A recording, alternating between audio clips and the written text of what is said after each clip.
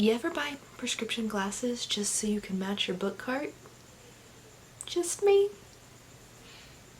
Hello everybody and welcome back. My name is Ari and today is Unplugged book box unboxing day. I know you're excited. I'm excited. You should be excited too. So this is August box, and before we open this, let's see what last month's box looked like. Okay, so the first thing I got in last month's box was the Music is My Jam sign. I don't actually know what I did with it because I hated it when I saw it. So I either threw it away or I put it somewhere. Next was the Crescent City inspired candle, and it smelled so good. It smelled like shaving cream, but it just wouldn't stay lit. Like, it would last for maybe 5-10 minutes and then blow itself out. So unfortunately, even though I really like the smell, if it doesn't burn, like, what is the fucking use of that candle? Next was the Mist shower steamer, and it was like there's an eerie surprise waiting on the card. As far as I could tell, the surprise was it was red in the middle.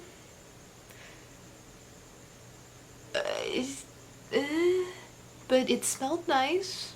It cleared my sinuses. It was very eucalyptus-y, so it cleared my sinuses very nice. I just don't think that it was particularly amazing, and the surprise was stupid. The Nevernight pint glass, it's a pint glass. I haven't drank any beer out of it. I actually haven't drank anything out of it, but I did put it in the washer and it didn't die in the washer, so plus things. I don't really drink out of glasses very much.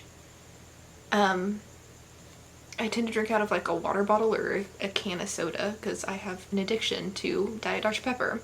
And then I didn't read the book because that book sounded freaking awful. But personal taste aside, last month's box was okay.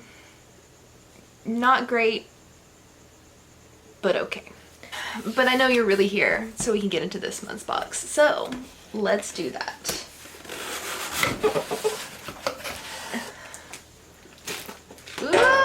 It's falling apart. Whatever that is really wants to come out.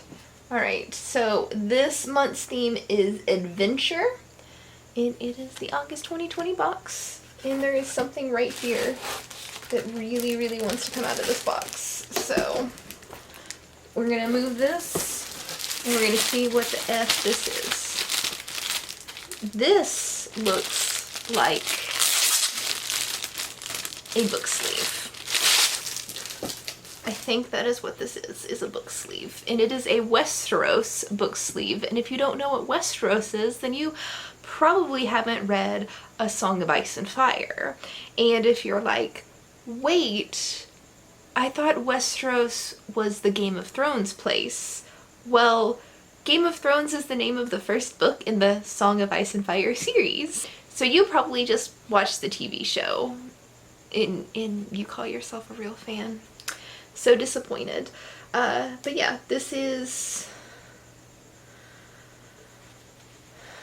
a book sleeve for A Song of Ice and Fire. You've got the map of Westeros here, and then these are, I assume, the free cities over the other side of Narrow Seas. Usually you just see Westeros, you don't see all of this. That's really interesting. You don't even see like the wall on here. Huh. And then this is the one of the god trees. And then on the other side it's the same map. This is like the weirdest feeling book sleeve I've ever felt. This is very stiff, and yeah, it's very stiff and not super padded. Usually it feels like a blanket or something, and this is not that. But I'm sure it works just great as for its intended purpose as a book sleeve. Hopefully this bent thing will straighten itself out. Ugh. But we will put that right there. I like book sleeves. So far, so good. The next thing that I'm going to grab out of here seems to be a coffee mug, according to its shape. Who do we get on the coffee mug? This is a Hobbit, or Lord of the Rings. It's Lord of the Rings. Yeah, Lord of the Rings. You've got I don't know, I hated the series, but I've seen the movies. So you've got the Fellowship right there, which is hard to see. Yeah, there we go. Got the Fellowship right there, and then you've got the hobbits hiding, and then you've got what is his name? Gandalf and Saruman? Like I said, I didn't like the book, so if I butchered that, I butchered that. Life goes on. The handle is green, the interior is green. It's a very cute mug. I like the mug. Just not a fan of the books. You can shoot me later. Next, we're going to grab this, which is a Melange and Desert Sands cleansing bar, which I actually read this book and I know what it's from. This is from Dune, which is Arrakis, which is the name of the planet in Dune. If I, pay attention and be smart. It's a facial cleansing bar with clay and activated charcoal. I really wouldn't use this on my face. It does have peppermint essential oil, which is really not good for your skin. It also has like yellow number 5 and shit like that doesn't really have a place to be put on your skin. Also, this is very drying, so if you have oily skin would be the type of skin to use this bar, and I definitely have the exact opposite of oily skin, which doesn't even count for the added shit that I would not put on my face because I like my face and I don't want to destroy it. But it's cool. I'll probably use it for like hand soap or body soap because the skin on the rest of my body I'm not so particular about because it's tougher than the delicate skin on like your chest and your face. So cool. Wouldn't use it for its intended purpose. Next up, we're going to get this. It's either peppermint candy or drugs. Or neither. It is Life Finds a Way Prehistoric Mosquito Repellent. That is fucking genius. It's Jurassic Park themed mosquito repellent. This is the greatest thing I've ever seen. Apply to wrist, neck, and ankles prior to going outside. Not intended for children under 4. Not for oral consumption. Manufactured by Scrub It LCC. Discontinue use if irritation occurs. And then it's got an expiration date of January 2021. So that kind of sucks because by you're getting this at the end of the summer when the mosquitoes are mostly dying off. I guess depends on where you live. I live in California.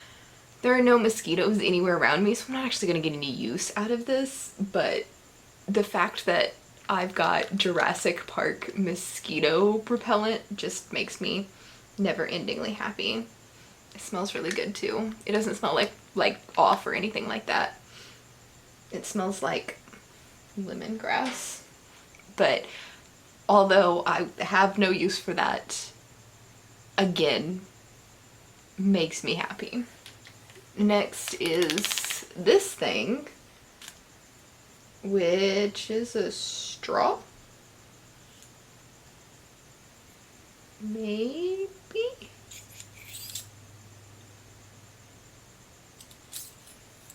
yeah. So it's a collapsible straw. So you can collapse it, and then you've got your little straw cleaner, which is also collapsible. And you can store it inside the straw, I guess. But yeah, I'm always down for metal straw. I don't have really anywhere to use this right now because I still don't leave my house, but if or when I do travel again, having one of these in my purse is like a great little thing. So I ain't mad at that. Let's see, it looks like we've got the book and so this is an ad. So they've got like a what is the horror fandoms, which I'm not gonna buy, but it's available now if you were interested in buying a horror fandoms box. And then next month is going to be transformation. So the book, though I'm not usually a big fan of plastic, I kind of like this wrapping. Again, it is a paperback. I can feel that. I've said this before, but will say it again, that a lot of people complain about getting paperbacks in Unplugged Book Box because they think that it should be a hardcover. And I don't mind the paperbacks. I like floppy paperbacks, so I ain't mad. This is not coming out of the package.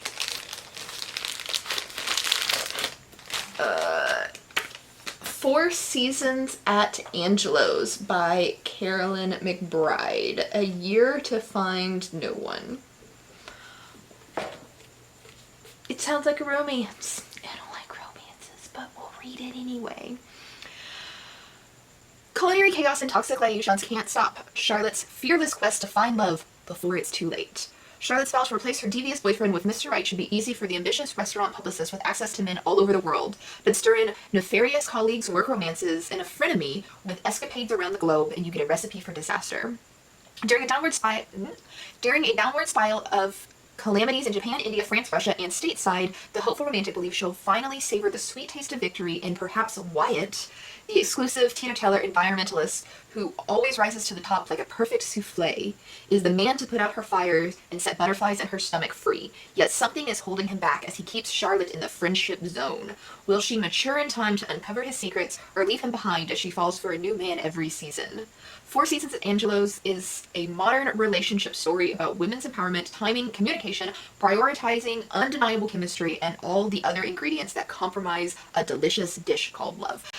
This sounds like exactly the type of book that I don't like. I don't know. I don't buy into that like book romance true love shit. And I'm not exactly out here chasing a man. So not high on my to-reads priority list, but it does sound like a book that a whole lot of people really would love, even if I'm not one of those people. And look,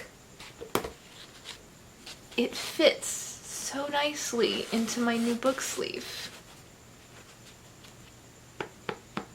Let me know what you think about this box down in the comment. You can drag my taste in books. If you want to, I'm okay with that, and I'll see you in the next video.